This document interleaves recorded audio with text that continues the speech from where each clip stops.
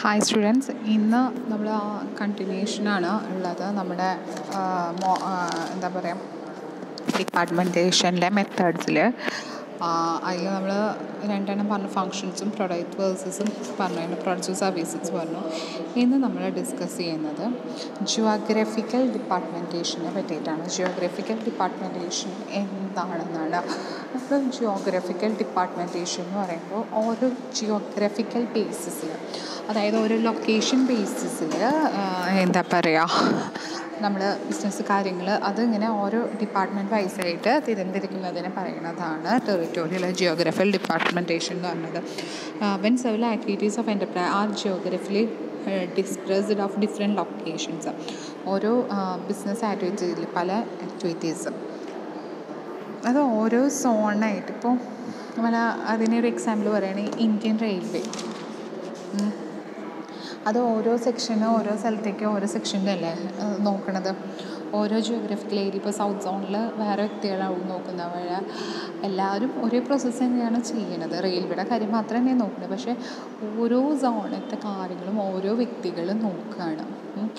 അതേപോലെ തന്നെ ഒരു ഓർഗനൈസേഷനെ സംബന്ധിച്ചോളം എന്ന് വെച്ചാൽ ഓരോ ഏരിയാസിലും ഇപ്പോൾ ഈ ഏരിയയിൽ ഇത്ര പേര് നോക്കണം, ഈ ഏരിയയിൽ ഇത്ര പേര് നോക്കണം, അങ്ങനെ ഡിവൈഡ് ചെയ്യുന്നതിന് പറയണതാണ് ഇതിന് ടെറിറ്റോറിയൽ അല്ലെങ്കിൽ ജിയോഗ്രഫിക്കൽ ഡിപ്പാർട്ട്മെൻറ്റേഷൻ എന്ന് പറയുന്നത്. All activity relating to particular area or zone may be group together under one സോണിൽ മാനേജർ അറിയുന്നത്. ഒരു വ്യക്തി തന്നെയായിരിക്കും ഹെഡായിട്ടുണ്ടെങ്കിലും അവരായിരിക്കും അവരോട് ഓരോ സ്ഥലത്തേക്ക് പോകാനും കാര്യങ്ങളൊക്കെ പറയുന്നുണ്ടാവും. സോൺ ഹെഡ് എന്നൊക്കെ പറയുന്നത്. ഇപ്പോൾ എന്താ പറയുക, ഇപ്പോൾ ഈ സ്ഥലത്ത് മാനേജർ എന്നൊക്കെ പറയില്ലേ. ഇപ്പോൾ കേരളത്തിലൊരു ഒരു വലിയ കമ്പനിയാണെന്ന് പറഞ്ഞാൽ, ഒരു എക്സാമ്പിൾ എന്ന് പറഞ്ഞാൽ എന്ന് പറഞ്ഞൊരു വലിയൊരു കമ്പനിയാണ്. അത് വേൾഡ് വൈഡ് എല്ലാം ഉണ്ടാവും. അപ്പോൾ വേൾഡിൽ തന്നെ ഉണ്ട്. ആ കമ്പനിയിൽ ഇപ്പോൾ കേരളത്തിൻ്റെ ഇന്ത്യയുടെ ഒരു സെക്ഷൻ നോക്കുക ഒരു വ്യക്തിയാണെന്ന് നോക്കുക, ഒരു മാനേജറാണെന്ന് നോക്കുക. അതിൽ ഈ സെക്ഷൻ മൊത്തം കവർ ചെയ്യണ ഒരു വ്യക്തിയായിരിക്കും. ചിലപ്പോൾ അതേപോലെ ചിലപ്പോൾ അമേരിക്ക സെക്ഷൻ ചെയ്യണത് ഒരു ഇതായിരിക്കും, അല്ലെങ്കിൽ ഗൾഫ് കൺട്രിയിലെ ഒരാളായിരിക്കും. അങ്ങനെ ഒരു എന്താ പറയുക സോണായിട്ട് തിരിക്കുന്നതിന് പറയണതാണ് ടെറിറ്റോറിയൽ ജിയോഗ്രഫിയിൽ.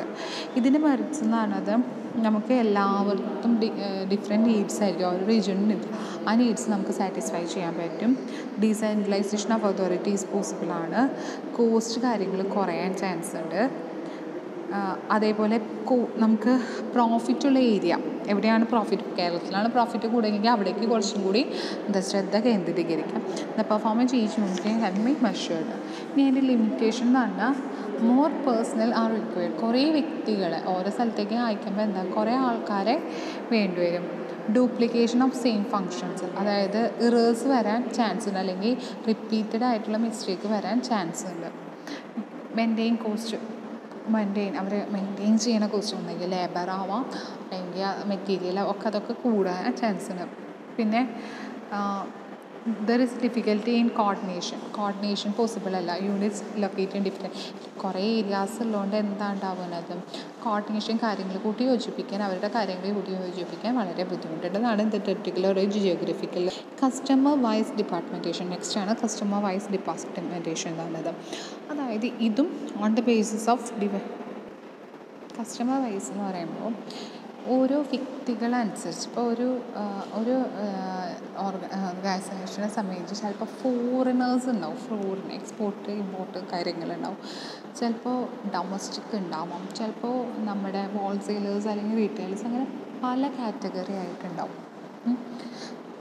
അങ്ങനെ നമുക്കൊരു സൂപ്പർ മാർക്കറ്റിൽ പോയാൽ തന്നെ, ഞാൻ പറഞ്ഞില്ലേ, സൂപ്പർ മാർക്കറ്റിൽ പോയാൽ തന്നെ ചോക്ലേറ്റിൻ്റെ ഒരു സെക്ഷൻ കവർ ചെയ്യുന്നത് ഉണ്ടാവും, അല്ലെങ്കിൽ കോസ്മെറ്റിക്സിൻ്റെ ഒരു സെക്ഷൻ തന്നെ ഉണ്ടാവും. അവിടെ ഒരു പെണ്ണിനെ നിർത്തിയിട്ടുണ്ടാവും ഇത് ഇങ്ങനെ കാണിക്കുന്നത്, ഇങ്ങനെ ലിപ്സ്റ്റിക്ക് ഇടാനും അല്ലെങ്കിൽ കയ്യിൽ ക്യൂഡക്സ് ഇടാൻ. അങ്ങനെ കസ്റ്റമേഴ്സിനെ തന്നെ ബേസ് ചെയ്തിട്ട് തരം തിരിക്കുന്നതിന് പറയുന്നതാണ് കസ്റ്റമർ വൈസ് ഡിപ്പാർട്ട്മെൻറ്റേഷൻ എന്ന് പറയുന്നത്. Business house may divide in number of depend basis customers, foreign customers, domestic customers, wholesale customers. This Peculiar advantage of customer-based department is that full attention to different types of customer and different needs, taste and requirements can be read effectively. അതായത് കസ്റ്റമേഴ്സിൻ്റെ മനസ്സ് അറിയാൻ പറ്റും, നമുക്കത് വായിച്ചെടുക്കാൻ പറ്റും. കാരണം അവരുടെ taste എന്താ, preference എന്താണെന്ന് കൂടുതൽ ഇപ്പോൾ ചിലപ്പോൾ ഒരു ഷോപ്പിൽ ലാക്മിയുടെ പ്രൊഡക്റ്റും അല്ലെങ്കിൽ അതേപോലെ തന്നെ വേറെ വല്ല പ്രോഡക്റ്റ്സും ഉണ്ടെന്ന് വയ്ക്കുക, ABC എന്നാണ്. അപ്പോൾ കൂടുതൽ ആൾക്കാർക്ക് ഇഷ്ടം A ആണെന്ന്, ചിലപ്പോൾ A എന്ന് പറഞ്ഞ പ്രൊഡക്റ്റ് കൂടുതൽ ആൾക്കാർ മേടിക്കുന്നത്, അല്ലെങ്കിൽ B എന്ന് പറഞ്ഞ പ്രൊഡക്റ്റ്. അപ്പോൾ കസ്റ്റമേഴ്സിൻ്റെ ടേസ്റ്റ് എന്താ എന്ന് കൃത്യമായിട്ട് അറിഞ്ഞിട്ട് അതനുസരിച്ചിട്ട് അത് ഡിവൈഡ് ചെയ്യുന്നതിനെ പറയുന്നതാണ് കസ്റ്റമർ വൈസ് ഡിപ്പാർട്ട്മെൻറ്റ്. ഇനി അല്ലെങ്കിൽ ഹോൾസെയിലേഴ്സിന് ഇത്ര റേറ്റ് കൊടുക്കാം, അല്ലെങ്കിൽ റീറ്റെയിലേഴ്സിന് ഇത്ര റേറ്റ് കൊടുക്കണം എന്നൊക്കെ പറഞ്ഞിട്ടുണ്ടാവില്ലേ. അപ്പോൾ അതനുസരിച്ചിട്ട് എന്താ പറയുക, കസ്റ്റമേഴ്സിനെ ബേസ് ചെയ്തിട്ട് കസ്റ്റമേഴ്സിൻ്റെ താല്പര്യം അനുസരിച്ചിട്ട് ഡിവൈഡ് ചെയ്യുന്നതിന് പറയുന്നതാണ് കസ്റ്റമർ വൈസ് ഡിപ്പാർട്ട്മെൻറ്റേഷൻ എന്ന് പറയുന്നത്. Combined or composite method of departmentation, അതായത് ഈ കാര്യങ്ങളൊക്കെ യോജിപ്പിച്ച് കമ്പൈൻ ചെയ്തിട്ട് പോണതിനെ പറയുന്നതാണ് combined or composite method of departmentation എന്ന് പറയുന്നത്.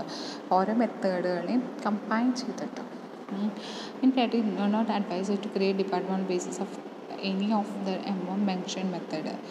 ഇതുപോലെ ഒന്നല്ല, ഇതേ ബേസിസിലല്ല. An enterprise may be combined two or more methods of departmentation. ഇപ്പോൾ ഒന്നിൽ തന്നെ ക്ലബായിട്ട് ചെയ്യാം. ഒരു ഡിപ്പാർട്ട്മെൻറ്റിൽ തന്നെ രണ്ടെണ്ണമായിട്ട്. ഇപ്പോൾ ഇതിലെന്ന് പറഞ്ഞാൽ മാർക്കറ്റിങ്ങിലാണെങ്കിൽ റെഫ്രിജറേഷൻ ഡിവിഷൻ, കെമിക്കൽ ഡിവിഷൻ, അതല്ലെങ്കിൽ eastern branch, western branch, wholesalers, retailers, അങ്ങനെ മാർക്കറ്റിങ്ങിന് തന്നെ ഒന്നിൽ തന്നെ കുറേ ഡിപ്പാർട്ട്മെൻറ്റ് ഉണ്ടാവുന്നതിന് പറയണതാണ്.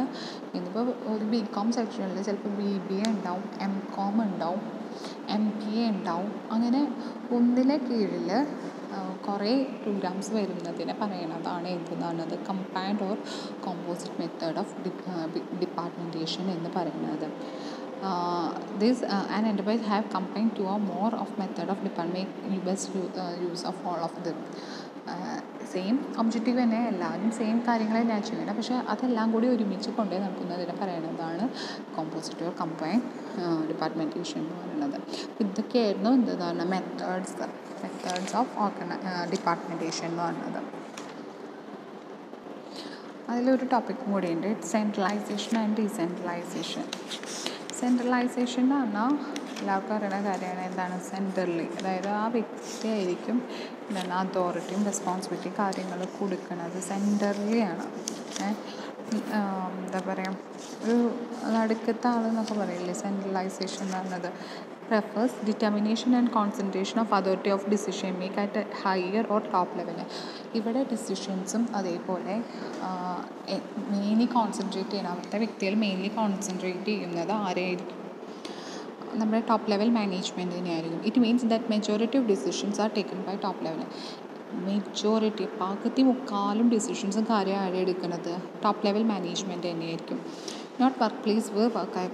അലൻ എന്ന് പറഞ്ഞ വ്യക്തി, അലൻ എന്ന് പറഞ്ഞ scientist, centralisation is a systematic and consist of reservation of authority of central points in organization. Small enterprise can usually have centralized authority. സ്മോളിലായിരിക്കും കൂടുതലും സെൻട്രലൈസ്ഡ് രൂപം, അതായത് സ്മോൾ ഇൻഡസ്ട്രീസ് ആയിരിക്കും സെൻട്രലൈസേഷൻ കൂടുതലും പ്രിഫർ ചെയ്യാറുള്ളത്. അപ്പോൾ എന്താണെന്ന് പറയുക, സെൻട്രലൈസേഷൻ എന്ന് പറഞ്ഞത് അവരുടെ ഡിസിഷൻസും കാര്യങ്ങളും കോൺസെൻട്രേറ്റ് ചെയ്യുക ആരെയാണ്, ഹയർ ലെവൽ എംപ്ലോയീസിനെ ആയിരിക്കും അവർ കൂടുതലും കോൺസെൻട്രേറ്റ് ചെയ്യേണ്ടാവുക. അതൊരു സിസ്റ്റമാറ്റിക് വേയാണ്, ഒരു പ്രോസസ്സാണ്. എന്തെന്ന് പറഞ്ഞത് സെൻട്രൽ പോയിൻറ്റ്സ് ഇൻ ഓർഗനൈസേഷൻ മെയിനായിട്ട് സെൻട്രലായിട്ടുള്ള കാര്യങ്ങൾ തീരുമാനിക്കുന്നത് ആരാണ്, സെൻട്രലൈസേഷനാണ്.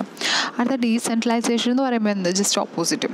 According to Allen refers systematic effort to delegate the lowest level all authority except that we can only exercise at central point. അതായത് അവരുടെ അതോറിറ്റി മറ്റുള്ളവർക്ക് കൊടുക്കുക, സിസ്റ്റമാറ്റിക് വേയിൽ തന്നെയാണ് മറ്റുള്ളവർക്ക് അവരുടെ ലോവസ്റ്റ് ലെവൽസ് ആയവർക്ക് അവരുടെ എന്താ പറയുക എക്സ്പെക്റ്റ് ചെയ്ത പോലെ തന്നെ അവരുടെ എക്സ്പെക്റ്റ് ചെയ്യണം, അതായത് വെച്ചാൽ അവർ നല്ല രീതിയിൽ ചെയ്യുന്നു, എന്നിട്ട് അവർക്ക് അവരുടെ വർക്കുകൾ കാര്യം ഡെലിഗേറ്റ് ചെയ്യുന്നതാണ് decentralised. Centre of decision making and decision through organisation. അവിടെ ഡിസിഷൻ കാര്യങ്ങൾ എടുക്കുക ഓർഗനൈസേഷനായിരിക്കും. The sense of transfer authority from higher level to lower level. അവരുടെ ഉത്തരവാദിത്തം അതോറിറ്റീസ്, അതായത് അവരുടെ പകുതി ഭൂരിഭാഗം ലോവറായിട്ടുള്ള എംപ്ലോയീസിനായിരിക്കും കൊടുക്കുന്നുണ്ടാവുക. ഓരോ ഹെഡിനെയും വെച്ചിട്ടപ്പോൾ മാർക്കറ്റിംഗ് മാനേജർക്ക് അല്ലെങ്കിൽ പ്രൊഡക്ഷന്മാർക്ക് അങ്ങനെ അവർക്കൊക്കെ അവരുടെ ഡ്യൂട്ടീസ് ഡെലിഗേറ്റ് ചെയ്യുന്നതിനെ പറയണത് മറ്റേത് അങ്ങനെ ആർക്കും ഡെലിഗേറ്റ് ചെയ്യില്ല. ആ സെൻറ്റർ ടോപ്പ് ലെവൽ മാത്രമേ ആയിരിക്കും എന്ത് ഡിസിഷൻ കാര്യങ്ങൾ എടുക്കുക. The authority of taking this make and firming policy in return of central point. Top and authority level will respect the task of assign responsibility to lower levels. ഇവർ തമ്മിൽ ഡെലിഗേഷനും ഡീസെൻട്രലൈസേഷനും തമ്മിലുള്ള difference എന്താണെന്ന് വെച്ചാൽ, ഡെലിഗേഷൻ ആകുമ്പോൾ എന്താ ചെയ്യണത്, അവരുടെ റെസ്പോൺസിബിലിറ്റിയും it refers the entrustment of responsibility and authority from one individual to another. ഒരു വ്യക്തിയിൽ നിന്ന് മറ്റൊരു വ്യക്തിയിലേക്ക് അവരുടെ അധികാരവും അതുപോലെ റെസ്പോൺസിബിലിറ്റി കാര്യങ്ങൾ ഏൽപ്പിച്ചു കൊടുക്കുകയാണ് എന്താണ് ഡെലിഗേഷൻ. ഡീസെൻട്രലൈസേഷൻ എന്ന് പറഞ്ഞത് ഒരു സിസ്റ്റമാറ്റിക് ഡെലിഗേഷനാണ്, പക്ഷേ അതോറിറ്റിയാണ് കൊടുക്കുന്നത്. Authority through out the organisation. ആ അതോറിറ്റി അധികാരം ആ ഓർഗനൈസേഷന് മൊത്തമായിട്ട് കൊടുക്കുന്നതിന് പറയുന്നതാണ് ഡീസെൻട്രലൈസേഷൻ. ഡെലിഗേഷൻ എന്ന് പറഞ്ഞത് എപ്പോഴും മാനേജ്മെൻറ്റിനായിരിക്കും ഫോളോ ചെയ്യുന്നത്, മസ്റ്റ് മാനേജ്മെൻറ്റ്. ഡീസെൻട്രലൈസേഷൻ എന്ന് പറഞ്ഞത് ഓപ്ഷണലാണ്. ഇറ്റ് ഈസ് എ പ്രോസസ്സാണ്, ഒരു പ്രോസസ്സാണ്, അത് വീണ്ടും കണ്ടിന്യൂ ചെയ്യും. പക്ഷേ ഡീസെൻട്രലൈസേഷൻ എന്ന് പറഞ്ഞാൽ എൻഡ് റിസൾട്ടാണ്. പിന്നെ give good results all type of organisation. എല്ലാ ടൈപ്പ് ഓഫ് ഓർഗനൈസേഷനും ഇത് ബെനിഫിറ്റാണ്. പക്ഷെ മറ്റേതെന്ന് പറഞ്ഞാൽ ബിഗ് ഓർഗനൈസേഷനാണ് കൂടുതലും ഡീസെൻട്രലൈസേഷൻ പോസിബിൾ ആവുക. Delegation estimate superior subordinate. ഇത് സുപ്പീരിയർ സബോർഡിനേറ്റ് റിലേഷൻഷിപ്പ് മെയിൻറ്റെയിൻ ചെയ്യാൻ പറ്റും ഇതിലെ ഡെലിഗേഷനിൽ. മറ്റേതെന്ന് പറഞ്ഞാൽ it's step towards creation of semi autonomous unit. അതായത് കുറച്ച് എന്താ പറയുക സ്വന്തമായിട്ട് ചെയ്യുന്നവർക്കാണ് കൂടുതലും ഡീസെൻട്രലൈസേഷൻ കൂടുതൽ പ്രിഫറബിൾ ആവുന്നത്. പിന്നെ ബിസിനസ്സിൽ ഡീസെൻട്രലൈസേഷൻ്റെ നീഡ് എന്തൊക്കെയാണ്, ബിസിനസ്സിൽ എന്തൊക്കെയാണ് ഇതിൽ, അതായത് അഡ്വാൻറ്റേജ്. ടോപ്പ് എക്സിക്യൂട്ടീവിന് കുറച്ച് ഭാരമൊഴിവാണ്. അവർ top executive from exercise work load give central manage more time to concentrate planning control policy making. അവർക്ക് കൂടുതലും കോൺസെൻട്രേറ്റ് ചെയ്യേണ്ടത് ഇതിലായിരിക്കും, പ്ലാനിങ് ഓർഗനൈസേഷൻ അങ്ങനത്തെ കാര്യത്തിൽ മാത്രം അവർക്ക് കൂടുതൽ ശ്രദ്ധിച്ചാൽ മതി. Future executive subordinate experience due to the delegation they can take decision with sphere of authority. So pool talent create promote higher positions. അതായത് ഭാവിയിൽ വളരെയധികം ഗുണമാണ്. നമ്മളിപ്പോൾ ഒരു കാര്യം കൊടുക്കുകയാണ്, മറ്റുള്ളവർക്ക് ഏൽപ്പിച്ചു കൊടുക്കുമ്പോൾ അയാൾ അതിൽ എക്സ്പീരിയൻസ്ഡ് ആവും. എക്സ്പീരിയൻസ് ആകുമ്പോൾ അയാൾക്ക് നല്ല പെർഫോമൻസ് കാര്യങ്ങൾ കാറ്റുവയ്ക്കുക, എന്നിട്ട് അയാൾക്ക് നല്ല പ്രൊമോഷൻ കാര്യങ്ങൾക്കൊക്കെ കിട്ടുകയും ചെയ്യും. ഹൈലി മോട്ടിവേഷനാണ്, അതായത് ഫ്രീഡമാണ്. അവിടെ സബോർഡിനേറ്റ്സിന് ഫ്രീഡം ഉള്ളതുകൊണ്ട് അവർക്ക് ഡിസിഷൻ, അപ്പോൾ അതുകൊണ്ട് അവർക്ക് സ്റ്റാറ്റസും റെക്കഗ്നീഷനും കൂടും. സോ ഫുള്ളി ബെനിഫിറ്റ് ഓർഗനൈസേഷനാണ് ആ കാര്യത്തിലൊക്കെ ബെനിഫിറ്റ് ഉണ്ടാവുക. കോർഡിനേഷൻ പറ്റും, പിന്നെ എഫക്റ്റീവ് കൺട്രോൾ ചെയ്യാൻ പറ്റും. ഇനി ഇതിൻ്റെ ലിമിറ്റേഷൻ എന്ന് പറഞ്ഞാൽ due to authority and decision create a problem coordination among various levels. അതായത് ഡിസിഷൻസും അധികാരങ്ങളും അതായത് കൊടുക്കുമ്പോൾ പലരും തമ്മിലുള്ള ഒരു കോൺഫ്ലിക്റ്റിന് ചാൻസ് കൂടുതലാണ് ഇതിൽ ഉണ്ടാവുന്നത്, ഡീസെൻട്രലൈസേഷനിൽ ഉണ്ടാവുന്നത്.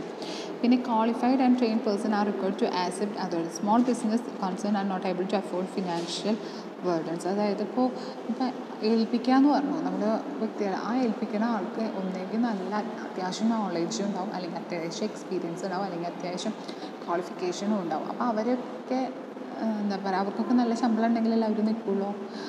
അത് സ്മോൾ കമ്പനീസിന് ആ ബേർഡൻ എടുക്കാൻ വളരെയധികം ബുദ്ധിമുട്ടാണ്. It is possible a big one.